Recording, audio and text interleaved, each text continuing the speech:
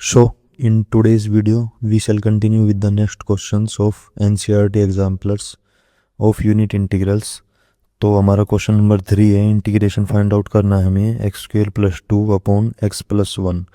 देखो, जब कभी भी ऐसे क्वेश्चन आए हमारे पास कि न्यूमरेटर में भी एक पोलिनोमियल है और डिनोमिनेटर में एक पोलिनोमियल है, पर जो न्यूमरेटर की हमारी पोलिनोमियल है उसकी डिग्री ज़्यादा है, डिनोमिनेटर वाले की कम है, तो हमेशा ये ऐसे क्वेश्चंस डिवीज़न से करना है। मतलब कि जो इंटीग्रेशन के अंदर है उसको डिवाइड करके थोड़ा सिंपल फॉर्म में लिखना है।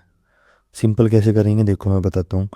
X square plus 2 x plus 1 से, ठीक है, इसको डिवाइड करते हैं थोड़ा सिंपल फॉर्म में लिखने के लिए। कैसे जाएगा, एक्स पे चला जाएगा, पहले क्या बन जाएगा, एक्स स्क्वेयर प्लस एक्स आ जाएगा, उसको हम अलग लिख लेते हैं, ठीक है। साइन चेंज कर देते हैं, ये कैंसिल हो जाएगा, क्या बच जाएगा, माइनस एक्स प्लस 2। अब देखो किस पे जाएगा, माइनस 1 पे चला जाएगा, हमारा क्या बन जाएगा, माइनस एक्स और माइनस 1। अब दोबारा साइन चेंज हो जाएंगे, क्या बन जाएगा, 3 आ जाएगा हमारा रिमाइंडर।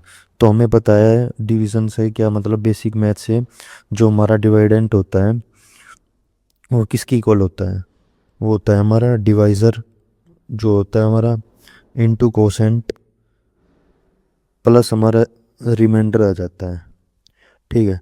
तो इसी चीज़ को अप्लाई करेंगे हम इसमें। नहीं, इसमें सबसे पहले समझो डिवाइडेंट, डिवाइज़र, कोसेंट और रिमाइंडर क्या क्या होंगे।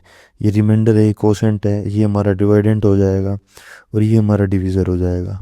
अब इन सब वैल्यूज़ को इसमें पुट कर दो एज इट इज़, तो ये क्या बन जाएगा, x square plus 2 is equals to x plus 1 into quotient क्या है हमारा, एक्स माइनस 1 प्लस रिमाइंडर डाल दो, रिमाइंडर में क्या आ जाएगा, प्लस 3। अब देखो इंटीग्रेशन जो हमें सोल्व करना था वो था x square plus 2 upon x plus 1, तो इसमें बोथ साइड एक्स प्लस 1 से डिवाइड कर दो। तो डिवाइड करते हैं हम, x plus 2 upon x plus 1 बन जाएगा, और राइट साइड भी यही कर दो, x plus 1 into x minus 1 upon x plus 1, और 3 के भी डिवाइड में यही आ जाएगा, तो 3 अपॉन एक्स प्लस 1। अब एक्स प्लस 1 से एक्स प्लस 1 यहाँ पे कैंसिल हो जाएगा, तो इसको कैंसिल कर दो। मेन मोटिव क्या है हमारा ये लिखने का, मतलब कि जो इंटीग्रेशन है हमारा वो थोड़ा सिंपलीफाई फॉर्म में आ जाए।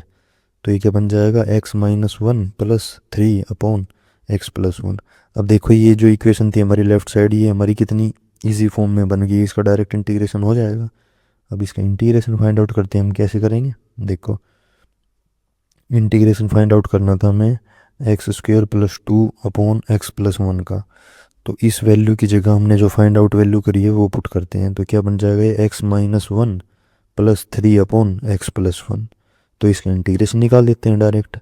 इसका इंटीग्रेशन क्या होगा देखो, हमें पता है एक्स का इंटीग्रेशन क्या होता है, एक्स स्क्वेयर अपॉन 2, 1 का क्या हो जाएगा, माइनस एक्स प्लस 3 बाहर आ जाएगा, इसका क्या हो जाएगा, log of mode x plus 1 plus हमारा इंटीग्रेशन कांस्टेंट आ जाएगा, सी ही हमारा आंसर हो जाएगा। तो नेक्स्ट क्वेश्चन देखते हैं। नेक्स्ट क्वेश्चन कुछ हमारा ई रेस टू पावर एक्स में, मतलब एक्सपोनेंशियल फंक्शंस में है। तो थोड़ा सा बेसिक समझो पहले। हमें पता है ई की पावर एक्स का इंटीग्रेशन क्या होता है, ई की पावर एक्स का ई की पावर एक्स होता है, और मान लो ई की पावर 2x है, जैसे ई की पावर 2x का इंटीग्रेशन निकालते हैं, तो ई की पावर 2x का इंटीग्रेशन क्या हो जाएगा, ई की पावर 2x अपॉन 2 प्लस में सी। अब एक चीज़ और समझो, जैसे ई की पावर में log x है, तो ई की पावर में जब भी log x होता है ये कैंसिल हो जाते हैं और हमारा x बच जाता है, ठीक है। और थोड़ी सी log की प्रॉपर्टी समझो, जैसे 2 log x है, तो इसको हम log x स्क्वेयर लिख सकते हैं, ये हमारी log की प्रॉपर्टीज होती हैं, ठीक है। जैसे जनरल तरीके से लिखे तो जैसे log x की पावर n है, तो इसको हम n log x लिख लेते हैं। ये सब मैं तुम्हें इसलिए बता रहा हूँ क्योंकि इससे हमारा ये क्वेश्चन बहुत ज़्यादा सिंप्लीफाई हो जाएगा, मतलब ये सब चीज़ इसमें यूज़ होंगी।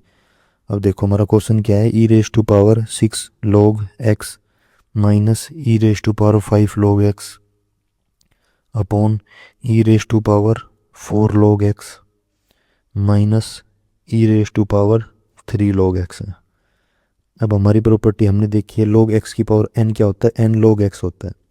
तो ऐसे ही इस क्वेश्चन में अप्लाई करते हैं, तो ये हमारा क्या हो जाएगा, इंटीग्रेशन, इसको ऐसे लिखते हैं ई log x की पावर 6 लिखते हैं इसको, ठीक है, minus e log x raise to power 5 लिखते हैं, अपॉन डी एक्स चलता आ रहा है हमारा, e log x raise to power 4 हो जाएगा हमारा, minus e log x raise to power 3 हो जाएगा।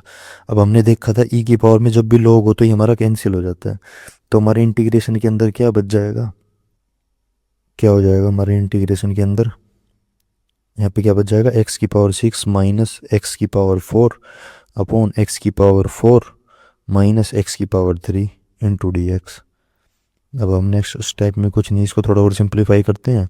न्यूमरेटर में से x की पावर 5 कॉमन ले लेते हैं और डिनोमिनेटर में से x की पावर 3, तो x की पावर 5 कॉमन लिया तो क्या बच जाएगा x माइनस 1 अपॉन, यहाँ से x की पावर 3 कॉमन ले लो तो क्या बच जाएगा x minus 1 into D x. अब कैंसिल कर दो x माइनस 1 को, तो ऊपर x पावर 5 है और नीचे 3 है, तो क्या बच जाएगा x की पावर 2 इंटू डी एक्स। अब हमें पता है इसका इंटीग्रेशन क्या होएगा, x की पावर 3 अपॉन 3 प्लस में c, ये हमारा आंसर आ जाएगा।